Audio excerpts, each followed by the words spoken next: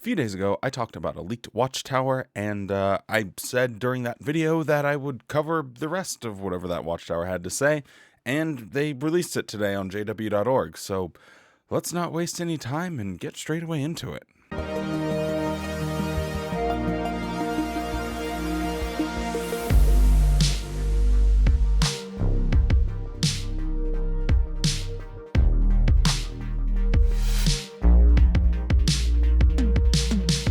Hello and welcome back to the JW Thoughts channel. My name is Wally, and today we are looking at the official written, it's now in history, it's in printed form of the new light that Watchtower is bringing forth. Quickly before we get into it though, don't forget to drop a like on the video, subscribe to the channel, helps us get out to more people on YouTube. With all of that being said, let's do this. So for me, in the first article that it presents here, really only paragraph 11 and a box at the very end I find very interesting, so let's just look at those. This is in a subheading talking about what do we know? So, what do we know about the people who will not be resurrected? Nothing, absolutely nothing. The Bible offers only a few examples. Jesus indicated that Judas Iscariot will not be resurrected. Judas knowingly and willingly worked in opposition to Jehovah God and his son. Similarly, Jesus said that some of the religious leaders who had opposed him would die without a hope of resurrection. And the Apostle Paul warned that unrepentant apostates would not be resurrected. That was an interesting last sentence. Warned that unrepentant apostates would not be resurrected. Does that mean you can be a repentant apostate and then come back? Who's to really say? But it does open at least the thought process that you could be someone like me and after all the religions of the world fall, make a last-second conversion. That's not out of the question. You just need to be a repentant apostate. You just can't go shouting and screaming like, no, I was right all along, blah, blah, blah, blah, blah. You just have to be like, oh, well, evidence. I guess I'll take that. So that was a little bit interesting. Now, one thing just on sort of a similar vein that I did see in the comments of the last video was, well, you can't make a last-second conversion like if you're a Jehovah's Witness and you intend to basically just sin, do whatever you want, and then at the very last minute you come back into Jehovah or the organization or whatever. But my argument against that is, how do you differentiate someone that is disfellowshipped because, for instance, they slept with someone that they were not married to? So they get disfellowshipped, they feel horrible about it, and then the Great Tribulation breaks out, and then they make a conversion, and then everyone welcomes them back. Or you have someone that says, I may as well go and sleep with someone and live my best life and not do anything, and then when I see evidence, I will come back to Jehovah. How are those two things fundamentally different? Because if you're saying, well, it's about the intention, you on this hand, you were planning on doing it. So you're saying that you were unintentionally having sex with someone? You were unintentionally sinning? I'm sorry, but it's such a weak argument, because everyone that does sin or break one of Watchtower's rules does so intentionally. You don't accidentally just like trip and fall and bada bing bada boom, you're having sex with someone.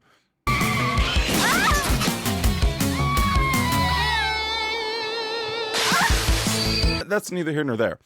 My argument against that sort of thinking, though, is that if you are smoking weed or you want to start gambling or join the military, all of those things are done with a measure of intentionality. And if what you are doing is like a plan of, well, I may as well sin, that is also done with intention. So how would a loving God judge one person that is doing something intentionally different from another person that's doing the exact same things intentionally? There's a large gap here. So I guess that would be my argument against that. Let's look at this box that says, what did Jude mean? Decades after Jesus died, his half-brother Jude wrote that Sodom and Gomorrah and the cities around them had undergone the judicial punishment of everlasting fire. What did Jude mean? Was he contradicting Jesus' message? No. Jesus did not say that everyone in Sodom and Gomorrah would be resurrected. Rather, he suggested that there was hope for at least some of them. It seems that the cities themselves, rather than all their inhabitants, were everlastingly destroyed as a dramatic warning against immoral conduct. What Jude wrote was in harmony with what the prophet Jeremiah had said when he explained that those wicked cities were just like ancient Edom and Babylon, which were destroyed forever, never to be rebuilt or inhabited again. Additionally, both Jude and the Apostle Peter allowed for the possibility that some of those people whom God had destroyed will not be resurrected. So, what are they talking about when they're saying when Jesus suggested that people would be resurrected from Sodom and Gomorrah? Well, let's just jump up real quick and look at a couple verses. So in paragraph 15, it says, when speaking of the people of Sodom and Gomorrah, Jesus said that they would fare better on Judgment Day than would the people who rejected him and his teaching. And then it quotes Matthew 10, 14, and 15, where it says, wherever anyone does not receive you or listen to your words, on going out of that house or that city, shake the dust off your feet. Truly I say to you, it will be more endurable for the land of Sodom and Gomorrah on Judgment Day than for that city. So basically what they're saying is that Jesus referred to the city of Sodom and Gomorrah on Judgment Day, basically tying that into there will be a resurrection of both the righteous and the unrighteous. So Jesus was essentially saying that, hey, the people of Sodom and Gomorrah will actually be resurrected, which for some reason the governing body for the last 100 years has completely ignored this passage, and it's in multiple places in Luke and in another place in Matthew as well. But so what they're basically getting at is that Jesus referred to the people of Sodom and Gomorrah being there during Judgment Day. Therefore, it's likely that they are going to be resurrected. Therefore, they were wrong about saying that they would never be able to be resurrected. So Watchtower has this convoluted L that they take. Well. How the turntables. So this article is, I think, going to be more impactful than Watchtower realizes, because it's calling into question the validity of the claims that the governing body make. So let's go through this. I try not to read too much of these, but I do find this a bit fascinating. So let's jump into it. We are living in exciting times. Each day, Bible prophecy is being fulfilled before our eyes. For example, we see the king of the north and the king of the south engaged in a struggle for world dominance. We see the good news of God's kingdom being preached on an unprecedented scale, with millions responding favorably, and we are receiving an abundance of spiritual food at the proper time. Jehovah continues to help us to have a clearer understanding of major events that lie just ahead. We can be certain that by the time the Great Tribulation starts, we will know all we need to know in order to endure faithfully and even prosper during that challenging period. However, we must recognize that there are some things that we just do not know about the near future. In this article, blah, blah, blah, blah, blah, blah, blah. So what we do not know. In the past, we said that the Great Tribulation begins, no unbelievers will be able to take their stand for Jehovah and survive Armageddon. We came to the conclusion because we understood that the account of the flood was a prophetic type. For example, we reasoned that just as Jehovah shut the door to the ark prior to the start of the flood, he would, at the beginning of the Great Tribulation, shut the door on Satan's system, thus preventing any more people from being saved. Should we view the account of the flood as a prophetic type? The answer is no. Why? Because there is no scriptural support for doing so. So, this is what I'm talking about. When you come out and say, hey, we had all of these beliefs, we had all of this doctrine, and turns out none of it was scriptural, that will cause a Jehovah's Witness to think, well, what else in our current doctrine is also unscriptural? Who is the one setting the precedent, because if everything is based on the Bible, our previous beliefs were based on the Bible. Now our current beliefs are that our old beliefs weren't based on the Bible. Don't you think that at least a few, I'm not saying most Jehovah's Witnesses, because I'm not delusional here. I understand that most Jehovah's Witnesses are going to just read this and nod along. Yes, absolutely. But there is a certain percentage of witnesses that do really dig their teeth into the doctrine. And for those people, they're going to be scratching their head when you say, oh, well, we had these beliefs for decades, and it turns out they weren't biblical. And just having that sort of flip-floppy change is not going to be good for the organization as far as retaining some of the more hardcore students of the Bible. You're going to have a majority of people that don't even know what the heck is going on, so that you could say anything at all. Hey, Jesus was actually gay. That's why he surrounded himself by men. And they'd just be like, oh, cool, that's great. They would just nod along with it. But there are a certain percentage of people that are taking everything that the governing bodies say and dissecting it against what was previously said. So I think that this will have some type of effect. What effect that is, or to what extent it will be, I'm not 100% sure. But boy howdy, I am curious to see what happens to Jehovah's Witnesses when they read this.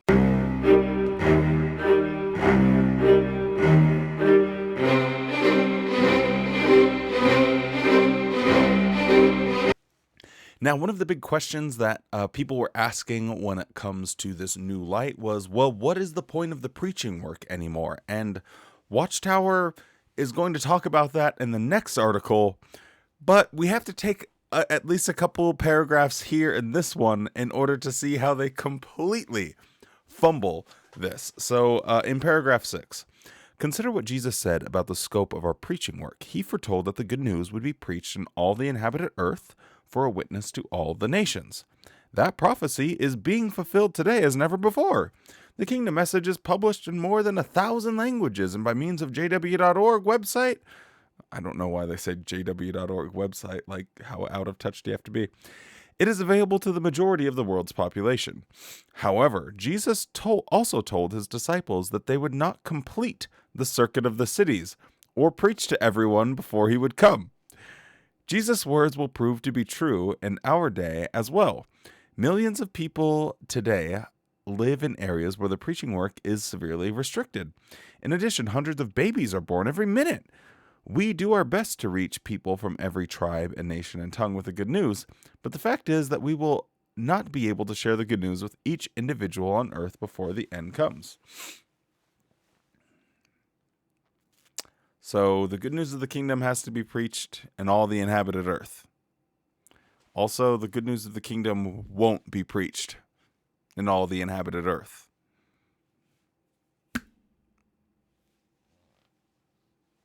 Makes perfect sense to me. If you remember from my last video, we had an incomplete paragraph, but now we can complete it, and it also comes with a picture that sort of verifies everything that I was saying previously. So let's jump right into it. Even after the Great Tribulation starts, it is possible that some who see the destruction of Babylon the Great will recall that Jehovah's Witnesses had long spoken of this event. Might some who see these events have a change of heart?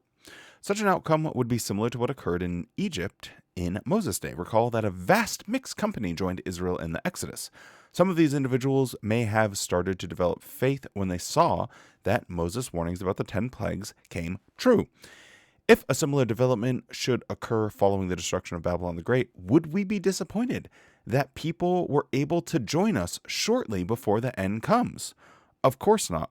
We want to reflect the personality of our Heavenly Father, a God merciful and compassionate, slow to anger, and abundant in loyal love and truth. So here we have it. It's in print now. They can't edit it out of a video. This will stand the test of time. They have said last minute conversions. Not only might they happen, but you also shouldn't be disappointed if someone like me comes and makes a last second conversion because we saw evidence that some of the claims Jehovah's Witnesses made were true. And to really point this out, they have these images. So we have this girl sitting here with tattoos and a nose piercing, obviously things that Jehovah's Witnesses wouldn't have. And this person on a news broadcast showing government's order shutdown of religious activities. And because she saw this, she had kept a little box with all of the letters that maybe her parents had been sending her. And she came back. She's coming back to Jehovah after she sees the evidence. Watchtower has painted the very picture, like literally, they've painted the picture that I was saying before, is that someone could be on the outside of the organization, see this, and then come back, which means there's not really a whole lot of point to being a Jehovah's Witness to begin with.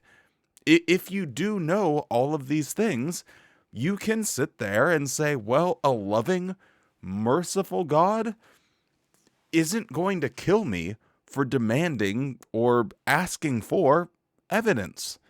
And that is something, when I left, that I tried to make abundantly clear to my family and friends. If you can show me evidence that this thing is true, sure, I'll go along with it, no problem. But if you can't, then what's the point of it? And now Watchtower has taken that and said, hey, it's okay if you are someone that demands evidence. Now, earlier I mentioned that how does this new paradigm shift work with the preaching work? Because it looks like it'll be sort of a complicated mental gymnastic exercise that will have to happen in order for there to be any type of urgency for the preaching work. When they literally said that, yes, we need to preach in all the inhabited earth, but also the preaching work won't happen in all the inhabited earth. And so the next article basically goes and tries to pump people up about how urgent the preaching work is. But I think the funniest part was in the second paragraph, which says, with each passing day, our ministry becomes more urgent. Why? Because time is running out. Consider what Jesus foretold about the preaching work in the last days. According to Matthew's parallel account, Jesus said that the good news would be preached in all the inhabited earth before the end comes. The expression refers to the complete end of Satan's wicked system of things. Jehovah has set the day and the hour for the events that will soon unfold. Each day brings us one day closer to that time.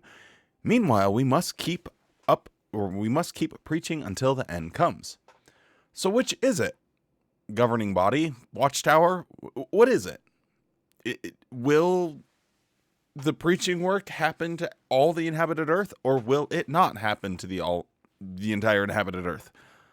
It makes no sense. You can't have it both ways. You can't say, well, we really can't say for sure because some people might not get preached to, but we got to keep preaching because only when the preaching work has been completed to everyone, then the end will come.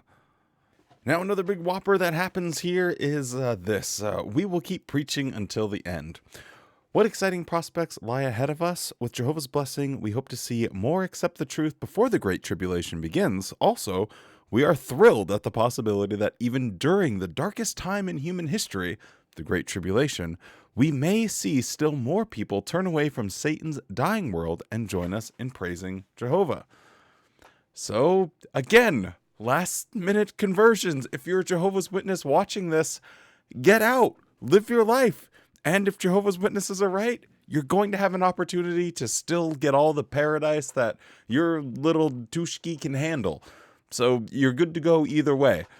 I think this is one of the dumbest changes the governing body have ever made, but it does make a certain amount of sense when taken into the context of, hey, we need to be less culty if this religion is going to survive. So I think this, on top of other changes that are no doubt going to happen in the next few years, it will make a lot of sense. But with all of that being said,